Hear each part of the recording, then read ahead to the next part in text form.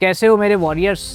IIT 2026, nest 2026 और तमाम competitive exams जिनको आप टारगेट कर रहे थे इस साल के लिए सब ख़त्म हो चुके हैं। आप सबके रिज़ल्ट्स जान चुके हैं, देख चुके हैं, समझ चुके हैं कि आप इस साल अपने ड्रीम इंस्टीट्यूट पहुंच रहे हैं या फिर नहीं। सबसे पहले तो कॉन्ग्रेचुलेशंस उन सभी बच्चों को जिन्होंने इस साल मेहनत करके, गाइडेंस फॉलो करके अपने इस ड्रीम इंस्टीट्यूशन को पाने में पूरी जान लगाई और पा लिया है।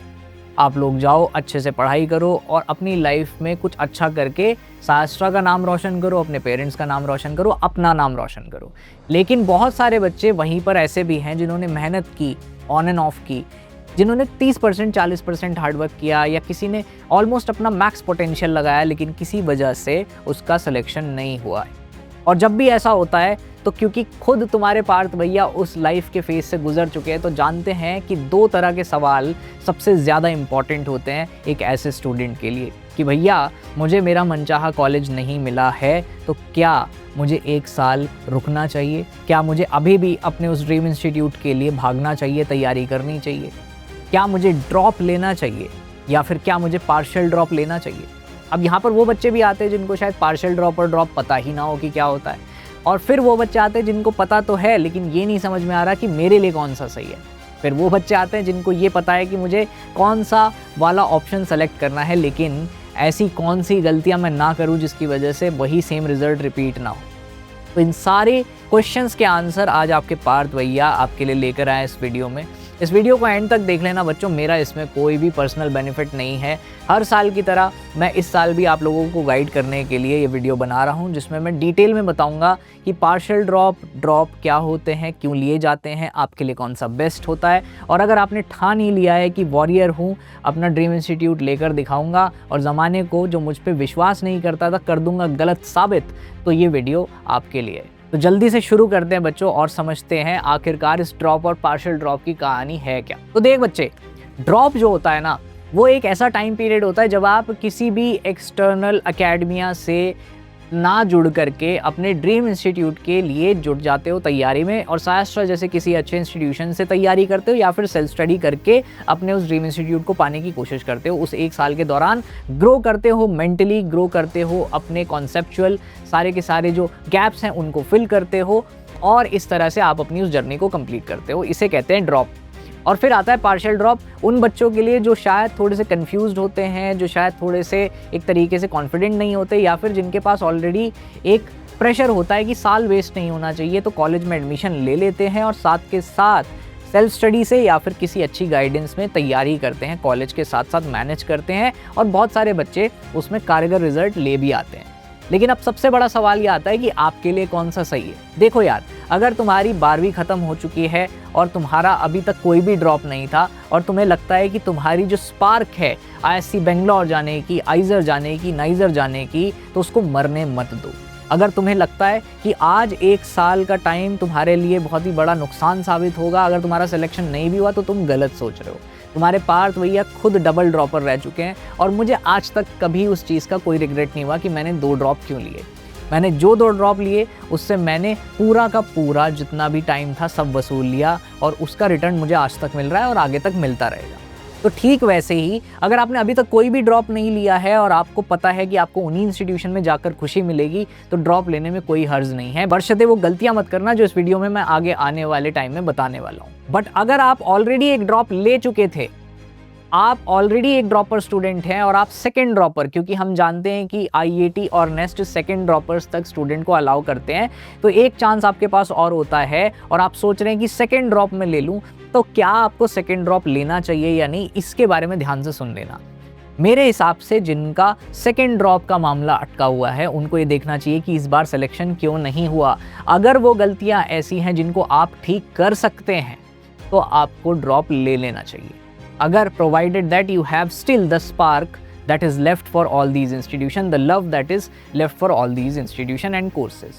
लेकिन अगर आपको ऐसा लग रहा है कि मैंने ऑलरेडी अपना बेस्ट दे के देख लिया सर, मैंने तो पूरा झोंक दिया था अपने आप को, तब भी मेरा सिलेक्शन नहीं हुआ, तो इसका मतलब आपकी कोई गलती नहीं, आपने अपना फुलेस्ट ट्राई किया और अब आपको अपनी लाइफ में आगे बढ़ जाना चाहिए और दूसरे तरीके से अपने ड्रीम इंस्टीट्यूशंस को पाने की कोशिश करनी चाहिए।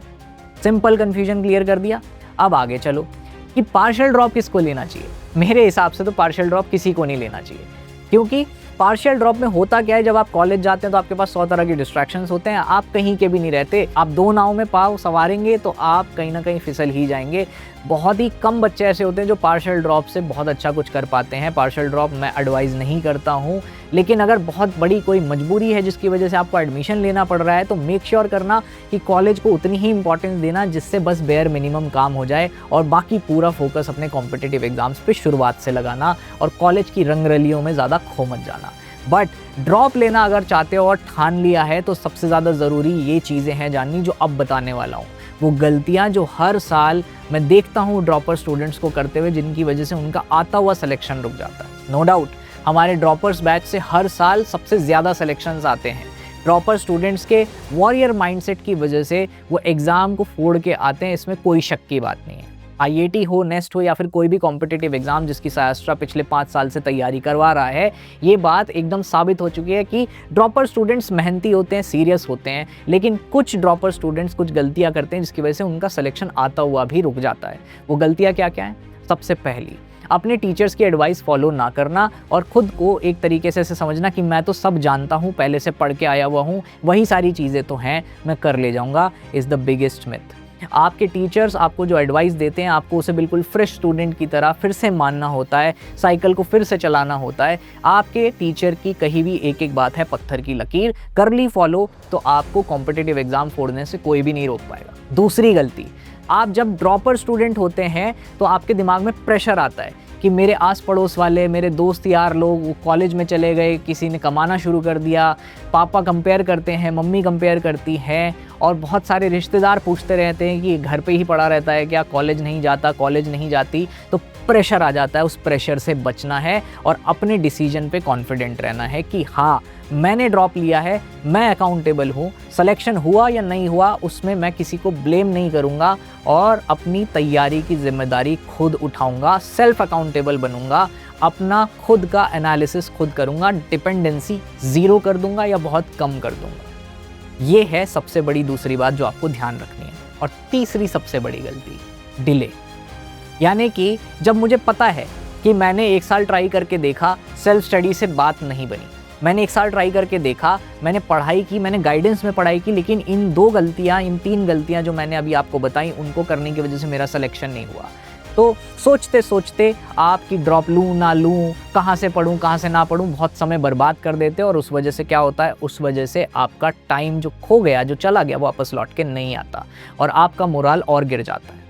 टाइम पर सही गाइडेंस को ज्वाइन कर लेना एक सबसे स्मार्ट डिसीजन होता है जो एक स्टूडेंट अपनी लाइफ में कर सकता है जब वो पढ़ रहा हो। और इसीलिए मैं आपको वक्त रहते बता देना चाहता हूँ कि अगर आप वाकई में IISc बेंगलोर, आइजर्स, नाइजर्स, इन सारे इंस्टीट्यूशंस के लिए बहुत ज़्यादा सीरियस हैं और एक रिसर्च माइंडसेट डेवलप करना चाहते हैं, तो सायास्ट्रा का सबसे ज़्यादा जाना माना, आप लोगों की जान कहलाने वाला course the Raman and the Kalam batch are already live, जिसको अगर आप डिटेल में जानना चाहते हैं तो आप हमारी सपोर्ट टीम को कांटेक्ट करके उनसे सारी डिटेल्स पूछ सकते हैं। अदरवाइज़ आप सायास्ट्रा की ऑफिशियल वेबसाइट पे स्पेशल बैचेस का ये जो ऊपर पॉपअप देख रहे हैं, इस पे आप ड्रॉपर्स बैच पे क्लिक करेंगे तो इस तरीके से हमारा पूरा रमन और कलाम का एक तरीके से ब्रोशर खुल जाएगा, जिसमें आप देख सकते हो 3000 से ज़्यादा सिलेक्शंस। ये अपडेट हो जाएगा अभी इस साल के सिलेक्शंस जुड़ने के बाद, और ये कम से कम नहीं तो 4000 तो पहुँच ही जाएगा।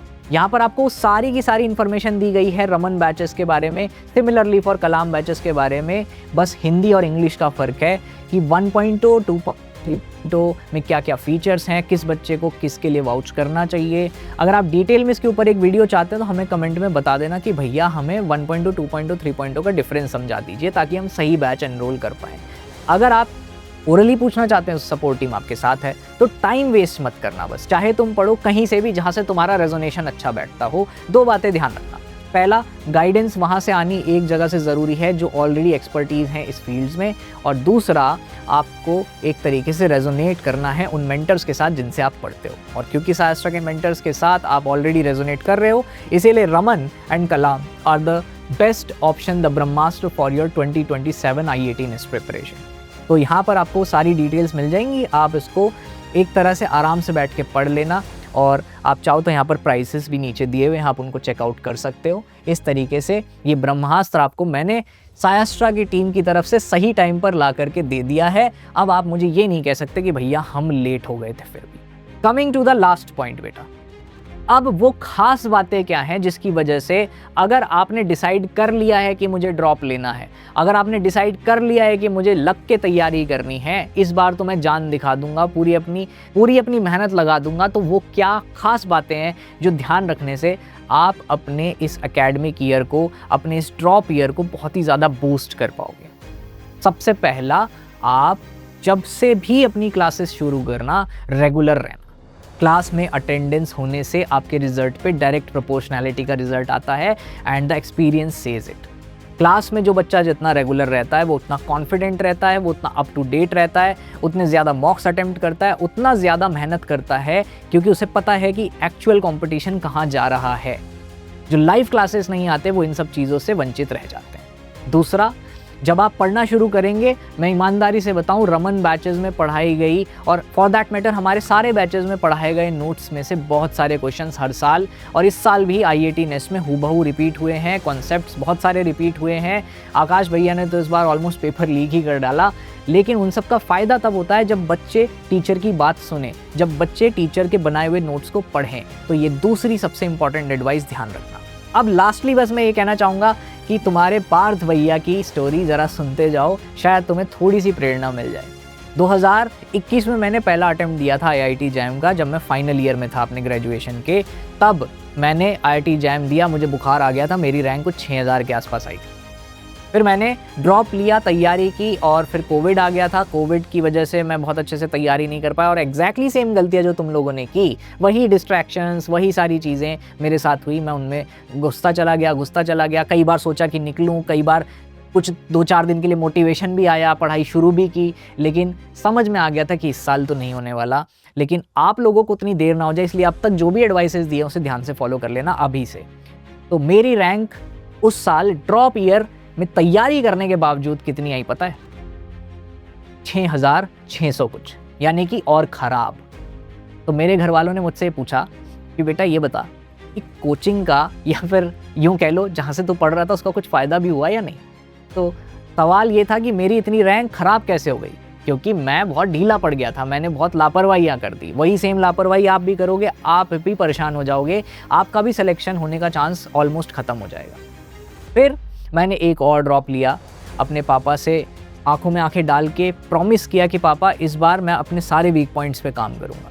मैंने अपना वो डिजिटल वाला जो मल्टीमीडिया फ़ोन था उसको डस्टबिन में फेंक दिया, अपने वेब कैमरा पे बिंदी लगा ली कि मैं किसी से बात ही नहीं करूँगा, कोई भी सोर्स ऑफ कम्युनिकेशन नहीं रखूँगा, एक्सटर्नली बिल्कुल कट कर दूँगा, सिर्फ मम्मी से बात करूँगा, पापा से बात करूँगा, फैमिली के जो क्लोज रिलेशंस हैं उनसे कभी कभी बात करूँगा, बाकी सिर्फ पढ़ाई करूँगा, जिम जाऊँगा, पढ़ाई करूँगा, जिम जाऊँगा और अपना फोकस क्लियर रखूँगा। तब मेरी रैंक आई all India rank 375 and then the doors to my dream institution Indian Institute of Technology actually opened और वहाँ पर जाकर मैंने अपने सारे के सारे शौक पूरे किए, अच्छे से केमिस्ट्री पढ़ी, बहुत सारे बड़े लोगों से मिला, बहुत सारी अच्छी रिसर्च की, रिसर्च पेपर पब्लिश किया and now I am teaching you in Sayastra from the last 5 years। और इस तरीके से मेरी ड्रॉप ईयर मेरे लिए फ्रूटफुल रही, क्योंकि मैंने वो बातें ध्यान रखी जो आज मैं तुम्हें बता रहा था।